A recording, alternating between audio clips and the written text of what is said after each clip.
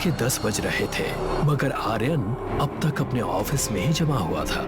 आज कुछ वर्कलोड ज्यादा हो गया था, इसलिए उसे काफी देर हो गई थी। अभी वो काम निपटाकर निकलने की सोच ही रहा था कि उसकी पत्नी वीना का फोन आ गया। हेलो, क्या बात है आर्यन, आज घर नहीं आना है क्या? ये भी देखा है कि कितने बज रहे हैं? हेलो वीना, ऑफिस में काम ज्यादा था, मैं बस निकल ही रहा था डियर, और अब तो आपका ऑर्डर भी आ गया है। रहने दो, अब इतना भी मुझे मत बनाओ। कुछ याद भी है कि आज दिन कौन सा है? हाँ भाई, मंगलवार है आज। अरे बाबा, मैंने वार नहीं पूछा, मैं ये याद दिलाना चाहती थी तुम्हें कि आज कुछ स्पेशल दिन है, मगर तुम तो ऑफिस के कामों में इतने बिजी रहते हो कि तुमको कुछ याद ही नहीं रहता। सॉरी, बताओ ना क्या स्पेशल है आज? आज के दिन हमारे बेटे अंकित ने इस दुनिया में कदम रखा था और आपके जैसा भुलक्कड़ बाप पाया था। ओह शिट, फिर से भूल गया। ओह हाँ, मुझे आज दिन में ये बात याद थी, मगर बस देख लिया आपकी शार्प मेमोरी। अब जल्दी से घर आ जाइए। अंकित कब से मुंह फुलाए बैठा है। और सुनिए, जल्दी आने के लिए शॉर्टकट मत लीजिएगा। मैं समझा नहीं। मेरा मतलब उस रास्ते से मत आना, वहाँ पर खूनी मोड़ पड़ता है। तुम भी ना वीणा, आज के जमाने की होकर पुरानी बातें करती हो। मैं इन सब बातों को नहीं मानता। ठीक है, अब मैं फोन रखता हूँ, मैं आ रहा हूँ। आर्यन अपनी कार में बैठ गया। ऑफिस से घर तक का रास्ता कार द्वारा तय करने में उसे लगभग 25 से 30 मिनट लग जाते थे। पहले ही वो काफी लेट हो चुका था, इसलिए उसने आज उस रास्ते से जाने का फैसला किया जिसके बारे में डरावनी बातें मशहूर थीं। आर्यन कार ड्राइव करते हुए मुस्कुराते हुए बड़बड़ाया, चलो आज उसी रास्ते से चलते हैं जहाँ पर वो खूनी मोड़ पड़ता है। मेरी समझ में आज तक नहीं आया कि लोग उसे खूनी मोड़ क्यों बोलते हैं। मैं भी देखता हूँ कि वहाँ पर कौन सा भूत रहता है जिससे लोग इतना डरते हैं। आर्यन ने अपनी कार का रुख उसी शॉर्टकट रास्ते की ओर कर लिया जहाँ पर वो खूनी मोड़ पड़ता था। वो रास्ता एकदम वीरान था। शहर के सब लोगों का मानना था कि उस जगह के आसपास प्रेत आत्माएं भटकती हैं। रात के 11 बज चुके थे। आर्यन ने माहौल खुशनुमा बनाने के लिए म्यूजिक चालू कर दिया। अचानक उसे सामने सड़क पर कोई लाल रंग का साया सा दिखाई दिया। गाड़ी एक मोड़ से गुजर रही थी। आर्यन के पैर ब्रेक पर पड़ गए क्योंकि सामने ही सड़क के बीचों बीच लाल रंग की साड़ी पहने उसे एक औरत नजर आई। आर्यन का माथा ये सोचकर ठनका कि सर्दियों की इस अंधेरी रात में ऐसे सुनसान और वीरान रास्ते पर एक अकेली औरत क्या कर रही है। वो ये सोच ही रहा था कि अचानक वो औरत चीखती हुई कार के पास आकर खड़ी हो गई। आर्यन जल्दी से नीचे उतरा। क्या हुआ है आपको, और आप यहाँ ऐसी वीरान जगह पर क्या कर रही हैं? आर्यन ने देखा उस औरत के सिर पर चोट लगी थी और वहाँ से खून बह रहा था। वो जल्दी से चलिए मेरे साथ, वहाँ एक एक्सीडेंट हुआ है, हेल्प। आर्यन समझ गया कि यहाँ कहीं एक्सीडेंट हुआ है। ओके, आप घबराइए मत, मैं चलकर देखता हूँ। आर्यन ने उस औरत को अपनी कार में बिठाया और तेजी के साथ कार उसके बताए स्थान की ओर बढ़ा दी।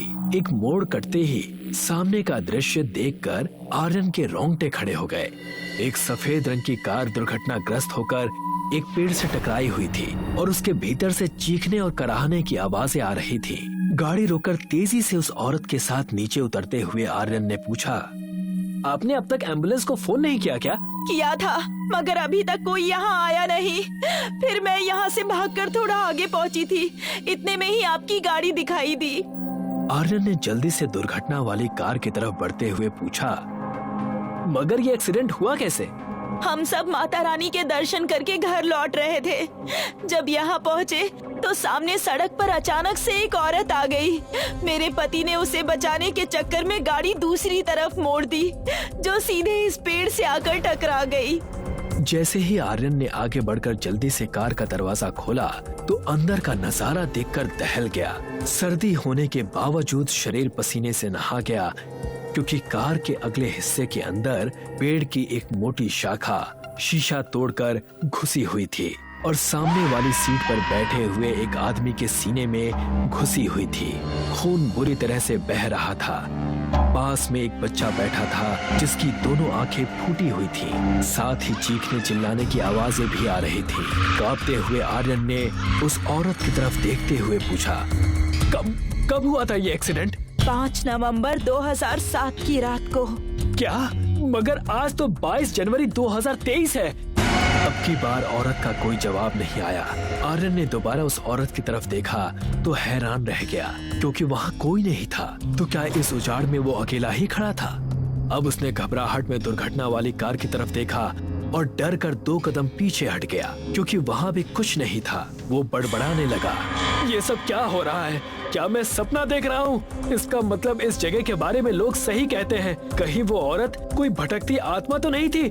आर्यन ये सब सोच ही रहा था कि उसे ऐसा शोर सुनाई दिया जैसे कोई कार अनियंत्रित होकर भागी आ रही है।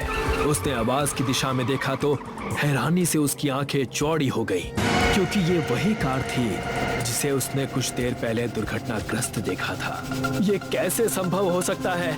अचानक तेज धमाके की आवाज उसके कानों तक पहुंची। कार एक पेड़ से जा टकराई और रात के सन्नाटे को दिल दहलाने वाली चीखों ने भंग किया। ये सब देखकर डर के मारे आर्यन की खिड़की बंद गई।